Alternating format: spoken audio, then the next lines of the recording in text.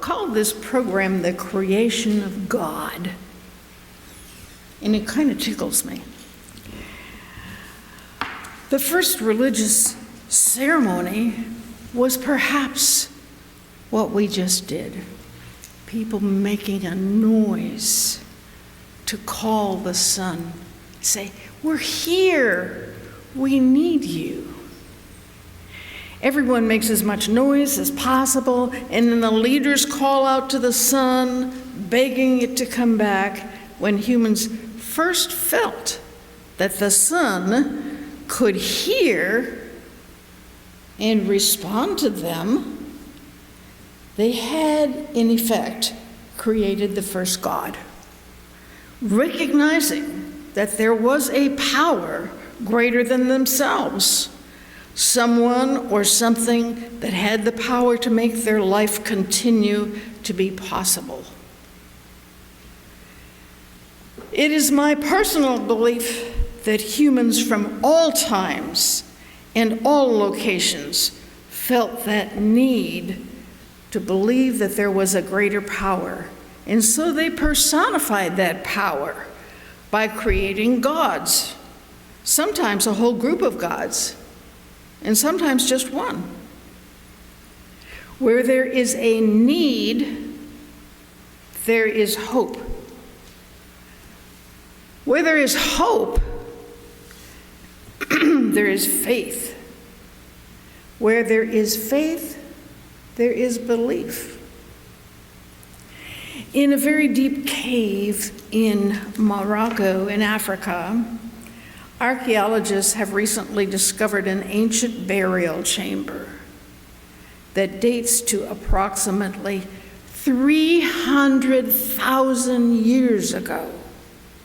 Just think about that. 300,000 years ago, there were human-like people who thought that there was some sort of afterlife, and perhaps that was the reason to bury their dead ones with care and perhaps even ceremony. Now, assuredly, their religion was probably nothing like present religions, but it certainly evidenced some sort of belief, some sort of faith that there was more to come after life on earth. The most ancient religion that is still practiced today, with complete scriptural texts dating back 3,000 years, is Hinduism, which is still practiced by about 15% of the world's population. The Judeo-Christian religions are founded in the Zoroastrian faith, a belief in a single God, which is first seen in ancient Persia about 3,500 years ago. Today's Christians and Jews make up somewhere about 35% of the world's population. The Muslim faith, based upon the teachings of Muhammad, also monotheistic, dates to about the beginnings of the year 700 AD. And today Muslims make up about 30% of the population. Most world religions have a beginning story. In the Bible, in Genesis, we read, "In the beginning, God created the heaven and the earth was without form and void, and darkness was upon the face of the deep. And the Spirit of God moved upon the face of the waters. And God said, 'Let there be light.' And there was light. And God saw the light, and it was good, and God divided the light from the darkness. And he called the light day, and the darkness he called night." Okay. Probably every last one of you is familiar with the first part of Genesis. The ancient text of Hinduism is called the Bhagavad Gita.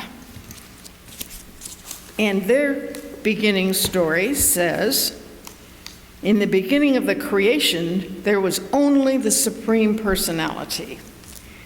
Lord Krishna is the source of all generations. He's called the most efficient cause of everything. He says, because everything is born of me, I am the original source of all.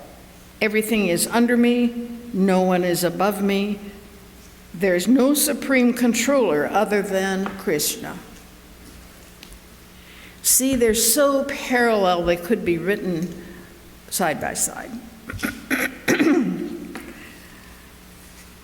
In every religion, there's also a story that explains where mankind enters the world, for better or for worse. We now have science to tell us more about that, but even science requires some belief, some faith. Anyone who's ever been around a 2-year-old is very familiar with the word why. Perhaps people are just like that. We need to know why. If we can't figure it out, we make up a good story. Stories, or the so-called oral traditions, make up a large part of religions. They're there to explain why. The great book that we call the Bible is largely a compilation of stories from the oral tradition, which were not written down as the Old Testament until about 1,000 years before Jesus Christ lived. The Council of Nicaea was held in the 4th century, when the leaders of the Catholic Church, which were pretty much all the people who called themselves Christians at that time, gathered to decide which stories should become part of the Christian tradition and which should not. Those they chose are what we call the New Testament.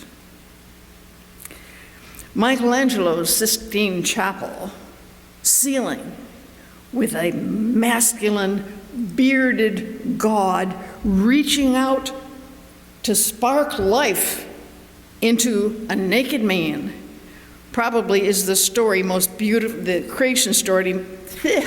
creation story most beautifully illustrated among the many, many pictures around the world. Perhaps a more accurate picture would show a much primitive man sparking existence into God. Think about that. While every religion recognizes a god or many gods who are more powerful than man, it is by the hand of man that these gods are created. Gods who look like snakes, gods who look like birds or cats, gods who look like monsters or whatever. Just as we seem to always ask, why? We also want to know, what does it look like? So we develop stories that become the oral tradition that teaches and perpetuates our religions, and we make artistic renderings of these stories to show religion. We still make up stories that become iconic. Think Wonder Woman and Superman. Generations of kids grew up, if not worshiping Superman, at least dressing up like him and pretending to be superhuman. My daughter Gwen was about 3 years old when she saw the creche set up in her Montessori preschool, and she said to her teacher, "That's the baby Jesus." And her teacher said, "Yes." And Gwen said, "Some people pray to the baby Jesus." And her teacher said, "Yes." And Gwen said, "I don't, I pray to Wonder Woman." The teacher made me stay after school. We were both laughing very hard. The ancient Persians were perhaps the first to worship a single powerful God. And Abraham, who is the father of the Jewish religion, came from the city of Ur, which was in Persia. So it's no big surprise that the Jewish faith is monotheistic. When Moses was said to have seen a burning bush that, although aflame, was not consumed, he felt the presence of God. And when Moses asked what he should call God, the answer was, "I am that I am, and this is my name forever." No image, no story, so people had to make that all up. The Hebrew word for God is Yahweh, which translated means exactly that. I am who I am. And maybe that's the best name for a superpower. Yahweh, I am who I am. People are inherently artistic. The gods that they created are not only powerful, but also very beautiful, with lots of colorful embellishments. After the establishment of the Catholic Church, the very best way for an artist to make a good living was to have a connection inside the Vatican. Thousands of Bible stories are illustrated in huge paintings and wonderful sculptures that are commissioned by popes and bishops. And let's not forget music. Mankind has always had a yin to make noise, and that became rhythm. Did you notice how well we did that drumming? I'm so proud of all of you, and I found it very thrilling. And the greatest source of great music has always been the church. Some people go to church solely so that they can hear the music. Maybe not Unitarians. Scientists have recently been able to scan people's brains to study the effect that religious practices and music have upon the brain cells. When people pray or meditate, their frontal lobes become more active, showing that they are concentrating. While that is happening, the parietal lobe, which senses time and space, slows down. Their stress level goes down. Inflammation in their body goes down. If there is an explanation for so-called miracle cures, it must lie somewhere in this religion-brain connection. Winter solstice is a time of religious significance. Religions all over the world give this time special attention. Since the ancient Persians were perhaps way ahead of their time in astronomy and mathematics, it's no great surprise that they would attach special meaning to the time when the sun is at its lowest point.